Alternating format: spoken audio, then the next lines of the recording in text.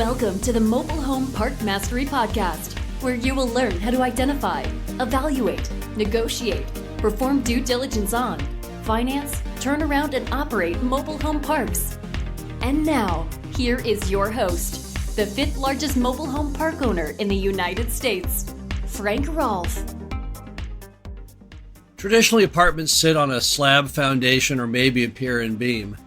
But some people believe that an apartment can also sit on the metal chassis of a trailer. This is Frank Rolfe, the Mobile Home Park Mastery Podcast. We're going to be talking about the mobile home park concept of the detached apartment. What it is, what it means, what the problems can be, and when it might actually be appropriate. Now, what is the mobile home park variant of apartments known as the detached apartment? Well, what it stems to is when you have a mobile home park with mobile homes in it, where the mobile homes are owned by the mobile home park, but the valuations are treated differently than a standard mobile home park would be. You see, most mobile home parks are all about a parking lot, the concept of renting land. So when we look at a mobile home park and do our valuations, the only income we use is the real property income. And the real property in a mobile home park is either the land, which you rent from mobile homes, or maybe it's mom and pop's old stick-built home, or maybe mom and pop's old industrial building, or maybe some self-storages they have. But it's all real property, as we all know what that means. It's very clearly defined. But some owners want to also then say that their mobile homes, the park-owned homes that they own and rent out, that those are also or should be treated as real property. And that's what causes the problem, is that most of us have been classically trained that you can't count the park-owned home income. You can only count the land income in your overall valuation and your cap rate. So let's look at that. Let's model that for a moment. Let's assume a mobile home rents inside of a mobile home park for $800 per month. And let's assume that the underlying lot rent is $400 a month. The way we would look at the value, the way our lenders would, the appraisers, most everyone in the industry would be in that transaction where the resident pays $800 each month, only $400 of that can be counted towards the actual income of the property, the income that is then capped to come up with the value. But that leaves still $400 laying on the table. Now, I would say from 25 years of experience, you're not going to make much money even with that $400 laying on the table. You have to pay the taxes, you have to pay the insurance, and most importantly, you have to pay repair and maintenance. Now, repair and maintenance on some homes can run as much as $200 a month. So if you assume for the taxes and the insurance another $50, you're only netting $150 after repair and maintenance, tax, and insurance. And that does not even include such items as advertising or any commissions you have to give to anyone to rent that home. So it's got very, very low margins. However, some would say, nevertheless, they feel that whatever income that derives, if it's only $100 a month or $150 a month or $200 a month, that should be capped the same as the land. And that's just not how the industry has been treated from the beginning. You normally do not put any value on the home. So why is that a problem? Why do we all fight back against valuing the park-owned home income over and above the lot rent? The main problem is that a mobile home is just personal property, the same as a car. Subject to depreciation, it does wear out eventually, although if you maintain it, it can last for a very, very long period of time. But it's simply just not a part of the business model that everyone has adopted over the last half century. So effectively, when you want to count your home income, be advised that there are very few people who will agree with you and who will go with that. In fact, I don't know of any lenders that will. I don't really know of any appraisers that will. But you may be able to find somebody out there who's more unsophisticated who may say, oh, yes, that home rent is the same as the lot rent. You know, one key reason that there's a problem is that let's assume I cap that home rent portion. Let's assume that the home, after paying the lot rent, taxes, insurance, repair and maintenance, nets $200 a month. That would give you $2,400 a year. At a 10 cap, that would be $24,000 of valuation. However, I can replace that mobile home with a different mobile home for a value of maybe $8,000 or $9,000 if it's an older home.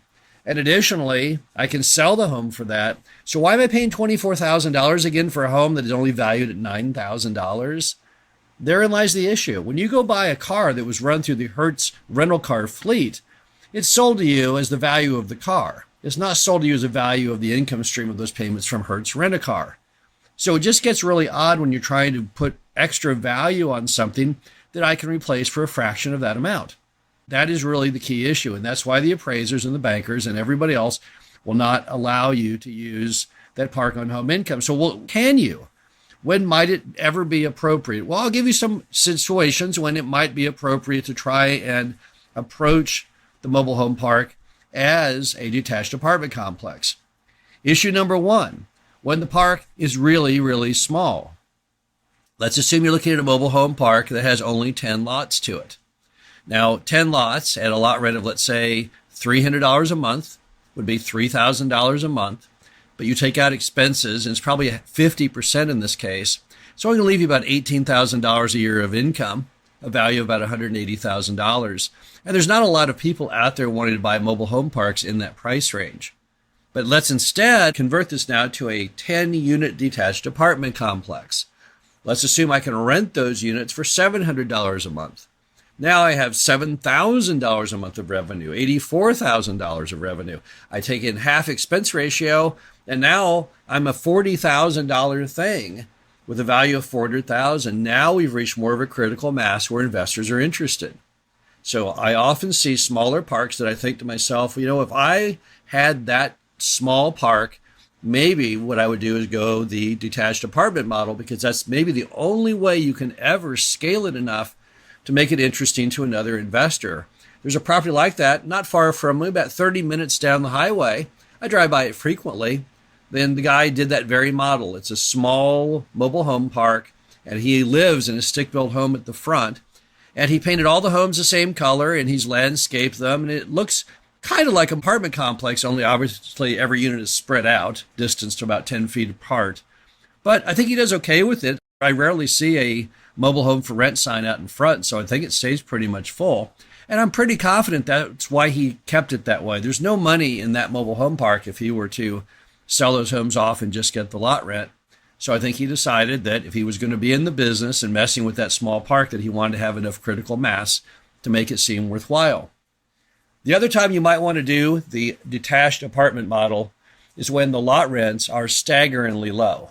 And in parts of America, you'll find lot rents that go as low as $100 a month or even lower. I've seen mobile home parks myself in Mississippi where the lot rents were only $75 per month. However, the homes can rent often in those same markets for $700 or $800 a month. So in that case, if you were to sell the home off and keep just the lot rent, there's simply not enough money there to make it worthwhile to even be in the mobile home park business. That's why there's so few institutional owners in some of those states, simply because there doesn't seem to be any money. And it's the same amount of effort to own and operate a mobile home park in a state like Ohio, where the lot rents are around $400 a month, than in a state like Mississippi, where the lot rents may only be $75 to $100 a month. As a result, people say, well, if I'm going to be in the mobile home park business, if I'm going to buy that 60-space mobile home park in Mississippi, there's no way I'm going to do it if I have to get $75 a month. I'm going to go the detached apartment model, because therefore I'll be getting $700 or $800 a month in total revenue. Also remember that a lot of the way that we all look down upon the park-owned home rent portion is because our lot rents are so substantial. If you take a park in a state like Mississippi with very low rents, and you look at where your costs go, when you're only having to allocate $100 a month to lot rent as opposed to $400 in most other states, now suddenly that's a much smaller piece of the pie when you're renting the home for $700 or $800 a month. So now it would appear that your margins are better, and you'd be correct. There's probably far more money in the detached apartment model in states with low lot rents than there would be in the mobile home park model itself. Now, the problem is, even if you adopt that, I have to always warn you, it will be very, very hard to have any form of liquidity, because most buyers will not agree with you. Most appraisers will not agree with you, nor will most lenders. And so you may not be able to ever find anyone who can buy the property from you, because they just can't find anyone who would make a loan, even if they liked that business model. You might therefore end up having to either keep that business model forever, generationally, or to sell it, you might have to carry the financing on it. Not that that's the end of the world. Some people like to carry financing. Some people would like to keep an asset going through the generations. And if that's the case, then that's great. But that's always going to be at the back of your mind. One of the big problems with the detached apartment model is simply liquidity, finding other people that embrace the model. I know someone who embraced the model in a big, big way. He has a mobile home park down in Alabama, and he's got about 100 lots, and every single unit in there is a rental, and he looks at it as a detached apartment complex. It's really not a bad deal at all for him. He does his own construction. He's a contractor by trade, and so he does all the remodeling himself. And he acknowledges it's something he can never sell because nobody else in the world would ever want to buy it. No one would want to go in and self-manage it and do all the restoration themselves. So as a result, he's just going to stick with it till the end of time and just pass it down through the family. If that's your decision, that's great. But again, most mobile home park owners are more passive. They like the idea of liquidity to be able to finance and refinance. That's one of the big drawbacks of the detached apartment model is it doesn't typically give you that flexibility. This is Frank Rolfe, the Mobile Home Park Mastery Podcast, talking about detached apartments. Hope you enjoyed this. Talk to you again soon. Thank you for listening to the Mobile Home Park Mastery Podcast. Be sure to visit us at mhpmastery.com to subscribe to the show, read our show transcriptions, and access all of our great information on mobile home park investing.